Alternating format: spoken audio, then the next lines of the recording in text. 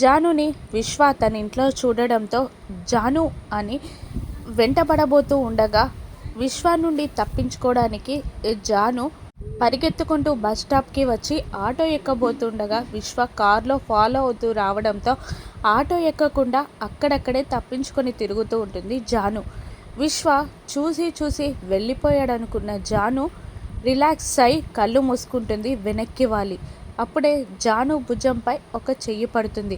ఎవరా అని ఉలిక్కిపడి వెనక్కి తిరిగి చూస్తుంది. జై కూడా జానుని అక్కడక్కడే వెతుకుతూ ఉంటాడు. జాను భుజంపై చెయ్యి వేసింది ఎవరో కాదు విశ్వ.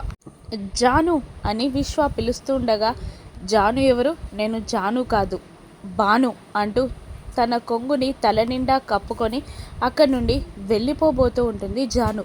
నువ్వు జాను కదా, నువ్వు జాను కదా అని అంటూ వెనక్కి అడుగులు వేసుకుంటూ నడి రోడ్డుపైకి వచ్చేస్తూ ఉంటాడు విశ్వ. అప్పుడే ఒక పెద్ద ట్రక్ విశ్వాన్ని గుద్దబోతూ ఉండగా కావాలనే వెనక్కి వెళ్తున్న విశ్వాన్ని చూసి చెయ్యి పట్టి పక్కకి లాగి ఒక్కటి కొడుతుంది జాను. జాను కొట్టినా కూడా మాట్లాడకుండా జాను వైపు చూస్తూ ఉన్న విశ్వతో అవును నేనే జానుని అని గట్టిగా అరిచి చెప్తుంది జాను.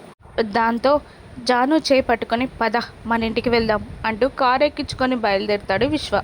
అలా వాళ్ళిద్దరూ కారులో వెళ్తుండగా అక్కడే జానుని వెతుకుతున్న జై విశ్వ కార్ చూసేస్తాడు. పక్కన అమ్మాయి కూడా ఉండడం చూసి విశ్వతో వెళ్తుంది అంటే ఖచ్చితంగా జాను అయి ఉంటుంది అని అనుకొని ఆ కార్ని ఓవర్టేక్ చేసి ఆ కార్కి తన కార్ని అడ్డంగా పెట్టి ఆపి కిందికి దిగి కోపంగా నడిచొస్తూ ఉంటాడు జై. కార్లో ఉన్న విశ్వ జాను ఇద్దరు టెన్షన్ పడతారు. జాను విశ్వాలని జై రెడ్ హ్యాండెడ్గా పట్టుకుంటాడా? జాను ఎలా తప్పించుకుంటుందో రాను ఎపిసోడ్స్లో చూద్దాం. Thank you for watching.